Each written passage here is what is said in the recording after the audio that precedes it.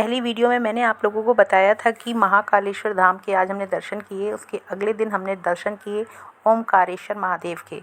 हाँ, महाकालेश्वर धाम से 3.5 घंटे की दूरी पर है ओमकारेश्वर धाम, जिसमें घंटों लाइनों में लगकर हमें जाना पड़ता है।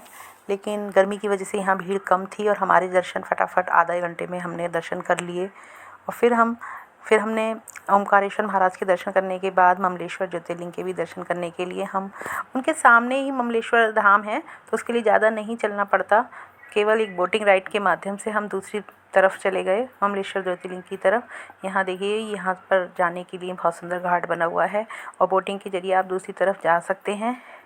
यहाँ पूजा के लिए बहुत अच्छी अच्छी सामग्री मिलती हैं, घर ले जाने के लिए प्रसाद मिलता है। यहाँ से हमने प्रसाद लिया और अपनी शॉपिंग करी, महादेव के अच्छे अच्छे ब्रेसलेट खरीदे, गले में पहनने की कंठी खरीदी और इस तरह से बोटिंग करते हुए हम पहुँच गए ममलेश्वर ज्योतिर्लिंग। ओमकारेश्वर और ममलेश्वर के दर्शन आप थोड़ी ही देर के अंतर पर कर सकते हैं, ज़्यादा दूरी पर नहीं है ये। आधा घंटा लाइन में लगने के बाद हमें जल्दी से महादेव का बुलावा आया और हम दर्शनों के लिए पहुंच गए।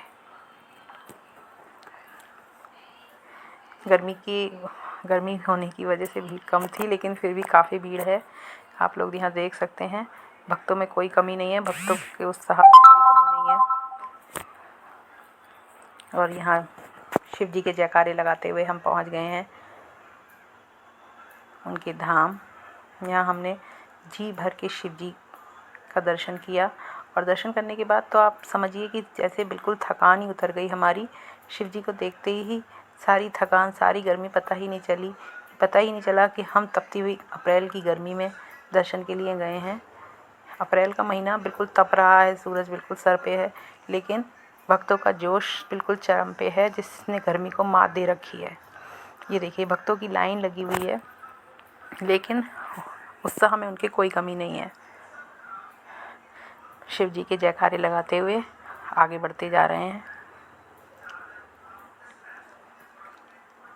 ये यहाँ पर नर्मदा और कावेरी का संगम है। नर्मदा मैया की जयकारे लगाए हमने। पहली बार हमने ये नर्मदा और कावेरी का संगम देखा था अपने जीवन में। और फिर नाचते गाते बजाते पूरी बस खूब भजन गाए हमने शिव जी के, खूब सारे जयकारे लगाए, खूब सारे भजन गाए, जिससे हमारा सफ़र और भी आनंदित हो गया। पूरी बस ने हमारे संग तालियां बजा बजा कर हमारे भजनों का उत्साहवर्धन किया। इस तरह रास्ता पता ही नहीं चला। 3-3.5 घंटे महाकालेश्वर धाम से है ओमकारेश्वर महादेव का दूरी, और 3-3.5 घंटे हम लगातार भजन गाते रहे। रास्ता पता ही नहीं चला। इतनी गर्मी में भी लोग भूल गए, क्या एसी क्या कूलर, सब भूल गए और सब बस नाचते गाते पहुंच गए। अगर भगवान मन में श्रद्धा हो तो भगवान का नाम लेते हुए इंसान कुछ भी कर सकता है, उसके लिए गर्मी कोई मायने नहीं रखती। और इस तरह हम पहुंच गए भगवान के दरबार में, क्योंकि हमें उसके अगले दिन वहाँ भी जाना था जहाँ प्रदीप मिश्रा जी का आश्रम है, उसके लिए भी निकलना था। इसलिए हमने जल्दी जल्दी अपनी यात्रा पूरी की, दर्शन करे, जयकारे लगाए और हम फिर निकल गए प्रदीप मिश्रा जी के आश्रम के लिए। हाँ, प्रदीप मिश्रा जी जो कथाएं करते हैं, भागवत करते हैं, बहुत अच्छी अच्छी कथाएं सुनाते हैं। उनके आश्रम में रुद्राक्ष प्राप्त किया जाता है, तो वहाँ जाने के लिए हम भी लग गए लाइन में। बहुत अच्छी अच्छी फ़ोटो निकाली हमने अपनी वहाँ पर महादेव के आगे। और उनका आश्रम बहुत ही सुंदर बना हुआ है। ये देखिए, बहुत ही प्यारा वहाँ पर शिव जी का शिवलिंग बना हुआ है और बहुत ही सुंदर आश्रम, बहुत ही बड़ी जगह पर बना हुआ है। बहुत कई बीघों में ये आश्रम बना हुआ है। प्रदीप मिश्रा जी तो इस समय नहीं थे वहाँ पर, लेकिन उनके आश्रम के हमने दर्शन करे, माथा टेका और वहाँ से हमने रुद्राक्ष प्राप्त किया। बहुत सुंदर ये मंदिर बना हुआ है। और वहाँ पर एक माता ने हमें छाछ पिलाई, मट्ठा पिलाया।